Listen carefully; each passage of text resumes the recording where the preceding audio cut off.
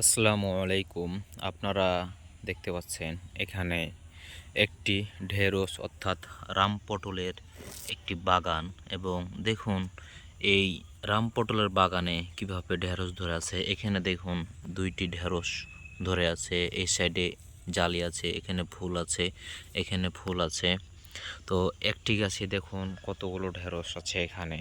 তো অবশ্যই এখানে আপনারা যেটা খেয়াল করবেন, যদি আপনারা ঢেঁড়সের বাগান করতে চান কেউ, তাহলে অবশ্যই প্রথমে যে বিষয়টি আপনাদেরকে মাথায় রাখতে হবে সেই বিষয়টি হচ্ছে যে আপনাদেরকে উন্নত জাত আপনাদেরকে নির্বাচন করতে হবে। যদি আপনি উন্নত জাত নির্বাচন করতে যদি পারদর্শী হন, তাহলে অবশ্যই আপনার ঢেঁড়সের বাগান করে আপনি লাভবান হতে পারবেন এবং আপনার দেশের, আপনার গ্রামের আপনি যে সবজির চাহিদা সেটা আপনি মেটাতে অত্যন্ত গুরুত্বপূর্ণ ভূমিকা পালন করতে পারবেন। এখানে আমার ঢেঁড়সের ভূমি হচ্ছে 18 কাঠা।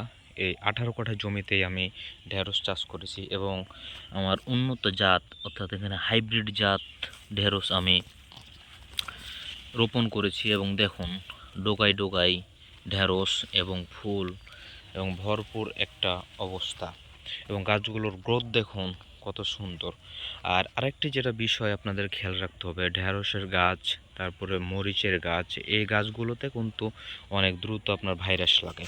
তো অবশ্যই আপনাদেরকে 4 থেকে 5 দিন অথবা 6 দিন পর পর নিয়মিত আপনাদেরকে 1.8 প্লাস অ্যামাইমেকটিন বেনজাইট, তারপর হচ্ছে কার্বনডাজিম, ম্যানকোজেব, তারপর হচ্ছে ভিটামিন জাতীয় জিঙ্ক, বোরন টোরন এগুলো আপনারা দিতে পারেন এবং এগুলো যদি আপনি নিয়মিত দিতে পারেন তাহলে আপনার ঢেঁড়সের গাছের উচ্চ ফলন নিশ্চিত হবে।